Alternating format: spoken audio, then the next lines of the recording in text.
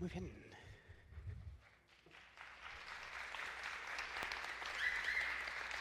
Hola, buenos días, gracias por estar aquí.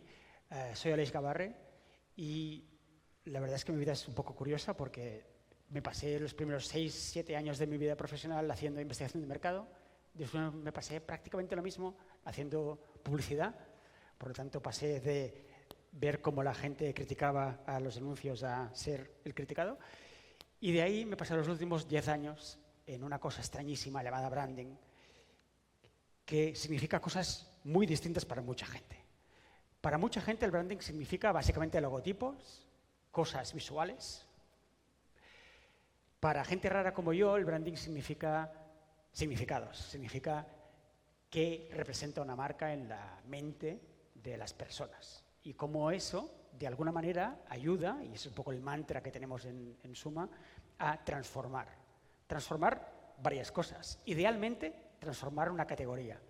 Incluso a veces transformar la manera como colectivamente entendemos algo. A veces es simplemente abrirnos a nuevas posibilidades, a nuevas oportunidades de negocio, a que la marca pueda hacer cosas que antes no podía hacer.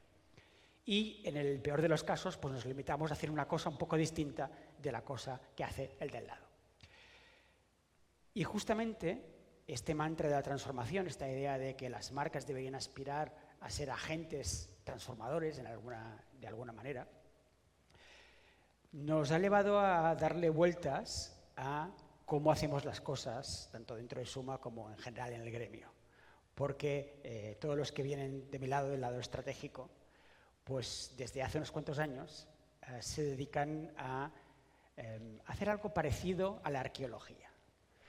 Somos una especie de Indiana Jones que vamos, ¿no?, a preguntar a las marcas por su origen, ¿no? Y hablamos, si podemos, con los fundadores o hablamos con alguien que lleve mucho tiempo ahí, ¿no? Porque queremos extraer el ADN de las marcas, queremos entender cuál es la esencia de las marcas.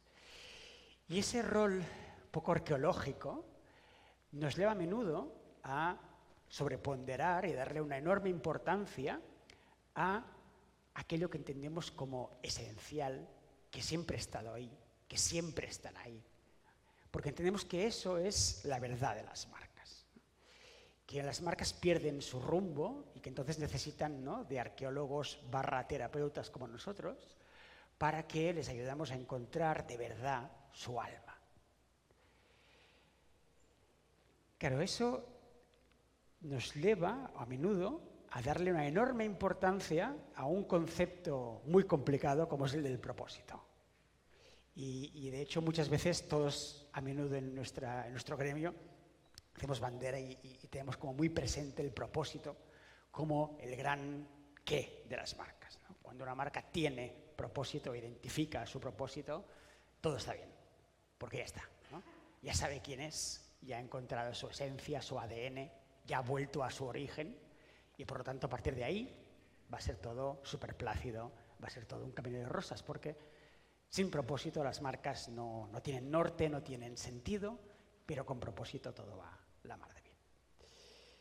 Claro, estoy exagerando un poco y no sé si notáis el deje irónico en mis palabras, porque me temo que hemos cometido un pequeño error de cálculo y colectivamente hemos pensado en que lo importante de una marca era aquello que no cambia nunca. Hemos creído que una marca significa algo valioso y aporta valor y es capaz de hacer todo eso que decíamos, de transformar una categoría, abrir nuevos negocios, etc. Cuando encuentra lo inmutable. Y esa cosa inmutable, a menudo, además, se expresa en una colección de atributos. Cosas que tiene la marca y que siempre va a tener la marca y que nunca van a cambiar. Bueno, pues buena suerte encontrando algo que no cambie en los últimos 4, 5, 10, 20, 80 años casi. Pero últimamente ya es exagerado, ¿no? ¿Cómo yo voy a hablar a un CEO de una compañía y hablarle de que lo que necesita es encontrar su origen y la cosa que nunca cambia y nunca cambiará cuando cada 6 meses se acaba el mundo? Cuando nos pasamos, ¿no?, 1 año y pico, casi 2, gestionando como podíamos el coronavirus, cuando a la que salimos de ahí entramos en una guerra en Europa, cuando de ahí saltamos a, ¿no?, cuando se nos va la luz y se acaba el mundo, ¿no? Y todo eso lo que nos está llevando es a ser un poco autocríticos, ¿no?, con nuestro gremio, al menos en nuestra propia casa, en suma, con los principios y los apriorismos con los cuales estamos construyendo una marca y los principios, digamos, que guían, ¿no?, la manera como filosóficamente encaramos o entendemos nuestra profesión. Porque si el mundo cambia cada 6 meses y se acaba cada 6 meses y lo que nos falta, igual es que esta idea de buscar atributos inmutables igual no es la mejor manera de aportar valor a las compañías y a las personas. Igual tenemos que hacer un pequeño giro, tenemos que verlo de una manera un poco distinta. Entre otras cosas, porque esta idea de lo inmutable, lo que nunca cambia, está muy conectada, yo que tengo un pasado terrible en el mundo de la comunicación, con un concepto que a los publicistas les encanta repetir, que de hecho en branding también se suele repetir como una cosa absolutamente obvia, que es la consistencia. Una marca, ante todo, consistente. Si tú quieres acabar una discusión, suelta algo parecido a esto, todo el mundo dirá que sí. Es verdad, es verdad. No, es que tal, tenemos esta idea de ya, pero bueno, sobre todo tenemos que tener en cuenta que una marca tiene que ser consistente. Y todo el mundo te va a decir que sí. Hace unos 10, casi 15 años encontré esta frase, la pronunció John Grant, que es aún uno de los grandes pensadores del mundo de las marcas y la comunicación, y me pareció que ahí había una verdad muy interesante, ¿no?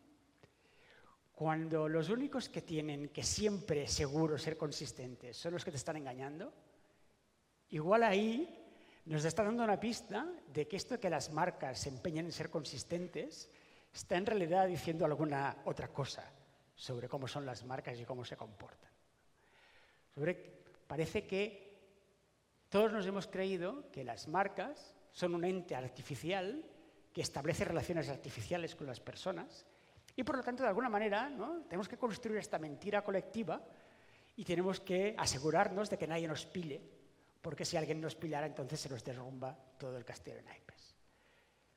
Y igual esta no es la mejor manera de pensar en cómo aportamos valor a una compañía o a las personas. Igual vale la pena pensarlo de una manera un poco distinta. Igual vale la pena olvidarnos un poco de esta idea de la consistencia, del repetir las cosas machaconamente, del ser siempre lo mismo, de lo inmutable, de lo permanente, de lo esencial.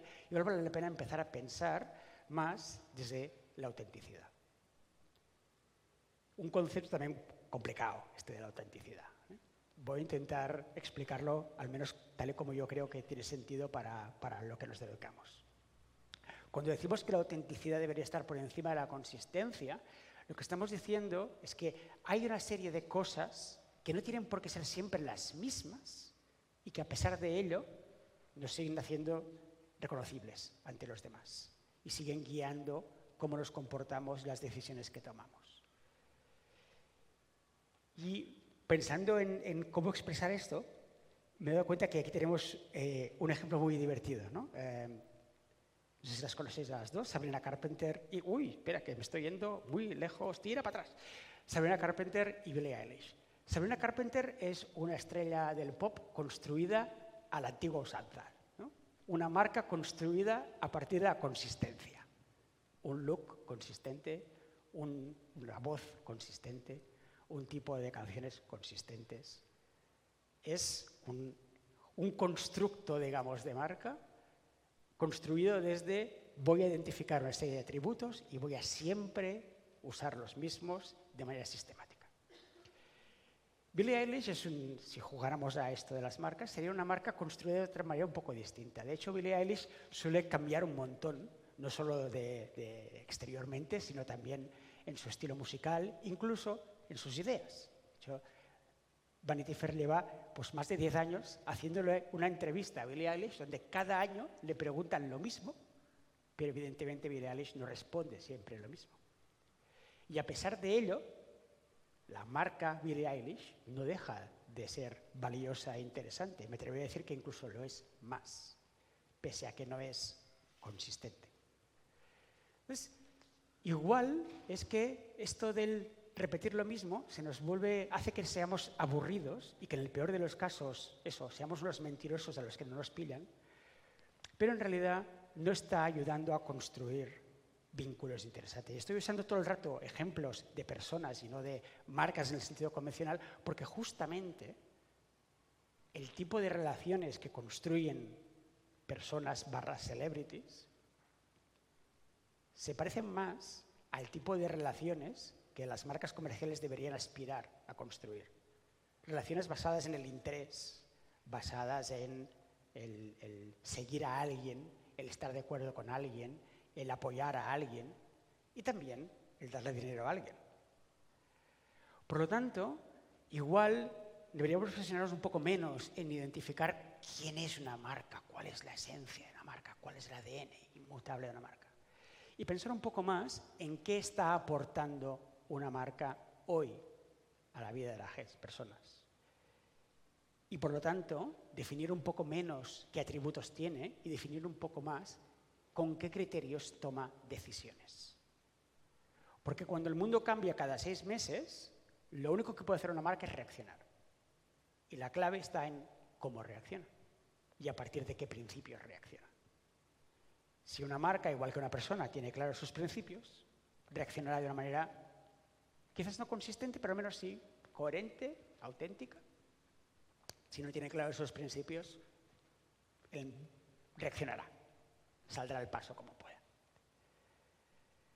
De hecho, me atrevería a decir que aquí el amigo Trump, pese a que en su cabeza seguramente cree que lo que le hace reconocible y lo que le hace auténtico es llevar la misma corbata o llevar la misma gorra, es un buen ejemplo de cómo la gente establece relaciones, no necesariamente a través de la consistencia, si algo es Trump es inconsistente todo el rato, sino a través de algo que puede reconocer más parecido a una cierta autenticidad, una cierta manera de entender las cosas, con las que podemos estar de acuerdo o en desacuerdo, pero que podemos reconocer claramente, pese a que cada día tiene una opinión distinta sobre la misma cosa.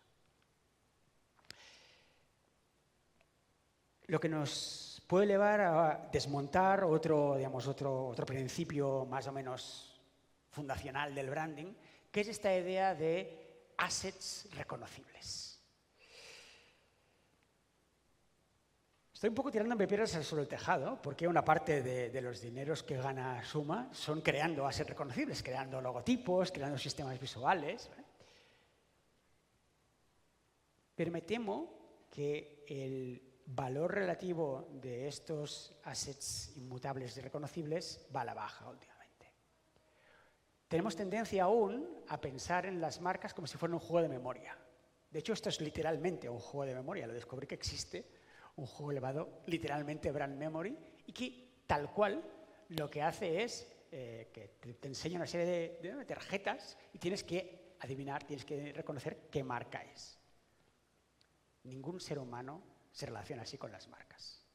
Las marcas no son un juego de memoria, no es una prueba de cuántas marcas recuerdas. De hecho, el propio concepto de memoria no funciona así. Nos gusta pensar que la memoria es una cosa que te cita en nuestra cabeza, pero no es verdad. La memoria es contextual. Esto es un estudio real. Metieron a una serie de submarinistas debajo del mar y les hicieron recordar una serie de palabras mientras estaban debajo del mar. Y les preguntaron debajo y en la superficie. Se acordaban mucho más cuando estaban en el mismo contexto que no cuando cambiaban de contexto. Y esto nos pasa con todo. Pasamos por un puente donde paseamos con nuestra novia y nos acordamos de no sé qué. Estamos hablando con alguien y nos acordamos de que hace 20 años en este mismo bar, no sé qué. El contexto es el que realmente guía nuestra memoria. Y si el contexto es lo que guía nuestra memoria, el contexto es lo que hace que una marca sea relevante o no. No que nos acordemos de ella cuando nos preguntan en un test, dime, ¿de qué marca te acuerdas de ese sector? Ningún ser humano va por la calle intentando hacer una lista de marcas de un sector. Cuando a la gente le pasan cosas en su vida, se acuerda o no de determinadas marcas porque en ese contexto son relevantes o no lo son. Por lo tanto, volvemos a este principio de qué aportamos a la vida de la gente no en abstracto, sino hoy y ahora. Me temo que la respuesta a esto es súper distinta, pero además es muy distinta en función de a quién le preguntes. Porque generacionalmente nos relacionamos distinto con las marcas. Hay generaciones que conciben una marca desde la idea de esto es un aval de calidad y poco más que eso.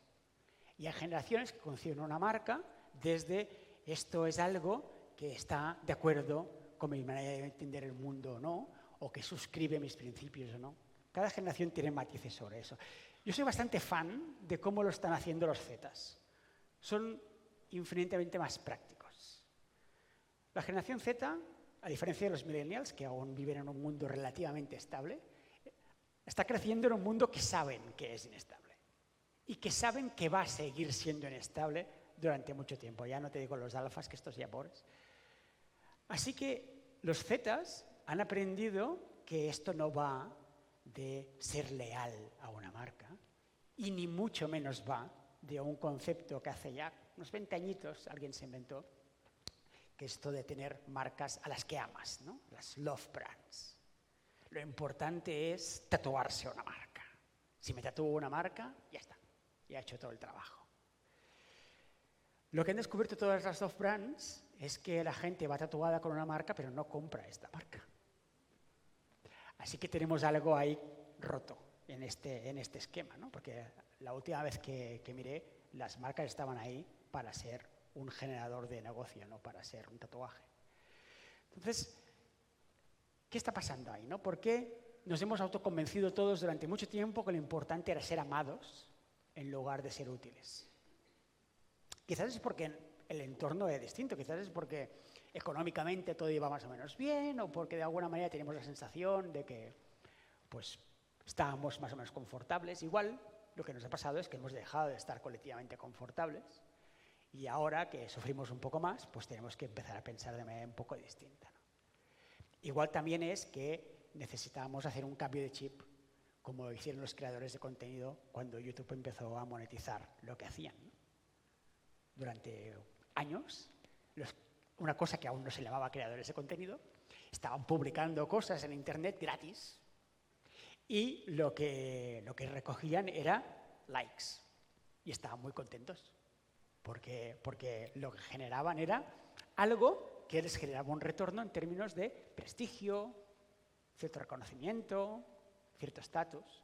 Hasta que un día YouTube dijo, mira, ¿sabes qué? Te voy a empezar a dar dinero. Y ha cambiado un poco la película, ¿no? Se hacen las cosas distintas cuando el factor dinero entra por ahí, ¿no?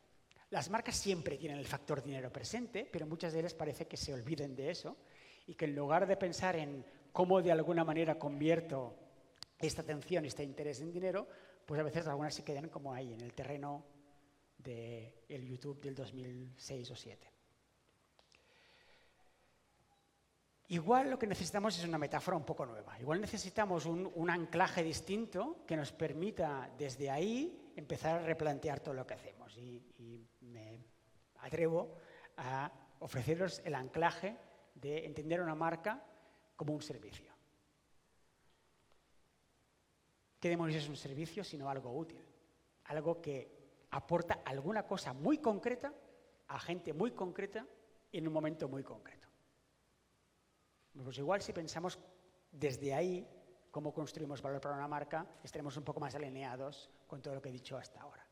También nos va a obligar a pensar un poco distinto en términos de qué es el éxito para una marca, porque si hay dos variables claves en cualquier servicio, son el churn, es decir, cuánta gente deja de usarte, y el lifetime value, es decir, cuánto dinero puedo extraer de una misma persona durante todo el tiempo que me está usando.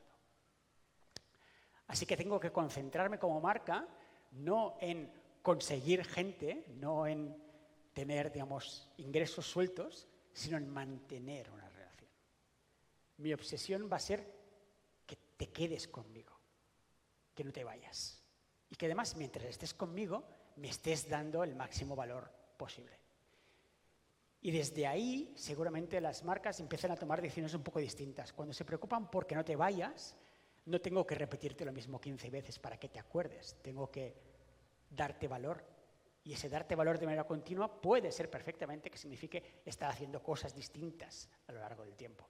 Porque si no te aburres, o si no, igual era relevante ahora y ya dejo de serlo y me voy. Pensar en términos de utilidad nos hace también repensar un poco en términos de qué herramientas o de qué manera generamos utilidad para la gente. Hoy vais a oír las palabras, las siglas IA 850.000 veces. Pero porque es quizás el último gran hit en términos de servicio, ¿no? Si hay algo que es ahora mismo el servicio definitivo, es la IA. Y es muy divertido ver cómo la usan las generaciones. Lo que decíamos antes, las relaciones, cómo esperamos lo que esperamos de una o de otra. De 30 para abajo, ChatGPT es Google. La uso para preguntarle cosas. Y esta relación genera una serie de factores distintos. Una de las cosas que, por ejemplo, va a empezar a generar, ya ha empezado a generar, y lo que nos viene este año va a ser muy divertido, es usar ChatGPT y cualquier inteligencia artificial para tomar decisiones sobre qué comprar.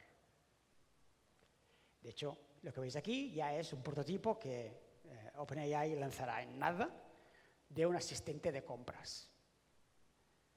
Cuando la decisión de qué marca compro no depende de cuánto dinero he invertido en SEO o en SEM, sino de lo que una inteligencia artificial decida por su cuenta, pues te cambia un poco la película, ¿no? Y hay unas cuantas marcas que están empezando a sudar, imaginando cómo sus ingresos pueden desviarse de manera espectacular simplemente porque toda una generación va a decir, oye, a mí en realidad es un poco igual, ¿qué cafetera me recomiendas? Así que desde esta lógica un poco distinta, desde este escenario un poco más complicado, vale la pena que cuando estemos pensando en cualquier cosa, y vuelvo a mi gremio, ¿no? Cuando los estrategas de marca estamos definiendo algo para una marca, estamos intentando definir qué es y cómo se debe comportar, igual vale la pena tener, ¿no?, esta pregunta permanentemente en nuestra cabeza. ¿Esto que estoy diciendo ahora, esta sugerencia, es algo suficientemente valioso como para que alguien pueda pagar dinero para ella? ¿O es algo que está guay, está chulo, pero ya está? ¿O es algo que simplemente es consistente y ya está? Puestos a acabarla de liar, el concepto este de pagar dinero por algo, ¿no?, nos lleva a esta bonita frase de Jeff Bezos. Bezos se le atribuyen un montón de frases siempre. Yo creo que nunca ha dicho nada de lo que se le atribuye, pero es igual, me sirve, ¿no? Esta idea de que en realidad la publicidad es un impuesto. Es el impuesto que pagas por no ser interesante. ¿Qué es la publicidad sino el machacar sistemáticamente algo para que te acuerdes de algo? Y mentir un poco, ya que estamos. Pues si la publicidad es esencialmente esto, es interrumpir la vida de la gente para decir una cosa que igual no te importa mucho, pero te la voy a decir muchas veces, puede tener sentido pensar en la publicidad casi como una especie de impuesto revolucionario de aquellas marcas que no consiguen de manera natural aportar valor en la vida de las personas en un momento determinado, en un contexto determinado. ¿Qué podemos hacer? ¿Desde dónde podemos empezar a pensar si esto no va de repetir lo mismo? Pues igual va de pensar más desde esta lógica, ¿no? Hay un montón de libros y de teóricos sobre este concepto de los jobs to be done. Básicamente es la idea de que, lo que os decía, las marcas o las cosas no las compramos, no nos casamos con ellas, sino que las alquilamos en función de qué necesitamos resolver ahora mismo. Si pensamos en qué necesito resolver, pensaré desde cómo piensa una persona y no desde cómo piensa una marca. Una marca piensa en su contexto competitivo en términos de la gente que se dedica a lo mismo que yo o la gente que nos vemos en las ferias de mi gremio. Las personas pensamos en ¿quién me puede resolver este marrón que tengo yo ahora? Y normalmente, quien puede resolver un job, una necesidad, son agentes de un montón de lugares distintos, de categorías distintas. Así que esta lógica de mi competencia es el que hace lo mismo que yo, pues no aguanta el test de la realidad, El test de la realidad es mi competencia, es aquel que puede resolver aquel problema o aquella necesidad que tiene una persona concreta en un momento concreto. Desde ahí entenderemos cuál es de verdad nuestro contexto competitivo y entenderemos de verdad, vale, qué valor podemos aportar distinto al que está al lado nuestro en la realidad, no en un chart de PowerPoint donde metemos un benchmark competitivo. Para terminar, esta frase cuando me la encontré me gustó bastante porque en su simplicidad, en sus principios básicos, establece dos cosas muy importantes. Este es Scott Galloway. Scott Galloway es un tipo curioso. Hace 20 años o así fundó una compañía de branding llamada Profit. La vendió porque se dio cuenta de que lo que estaba empezando a decir sonaba cada vez más a chorradas y cada vez menos a algo que tuviera sentido. Y ahora es profesor y hace un montón de cosas muy divertidas liándola constantemente. Esta frase puede ser un buen horizonte para empezar a repensar las marcas. Promete algo, pero sobre todo cúmplelo. Está bien que hagas promesas, pero te voy a medir por tu performance. Y de hecho, para terminar, este es un poco el horizonte con el que estamos repensando en Suma. ¿Cómo planteamos? ¿Qué demonios es una marca y qué demonios pinta una marca hoy en día? Este año, si todo va como toca, tendremos un nuevo modelo, una nueva manera de concebir el valor de las marcas basada en dos ejes principales. Responder dos cosas y responderlas bien. ¿Qué rol tiene esa marca en la vida de las personas? ¿Y cómo puedo demostrar eso?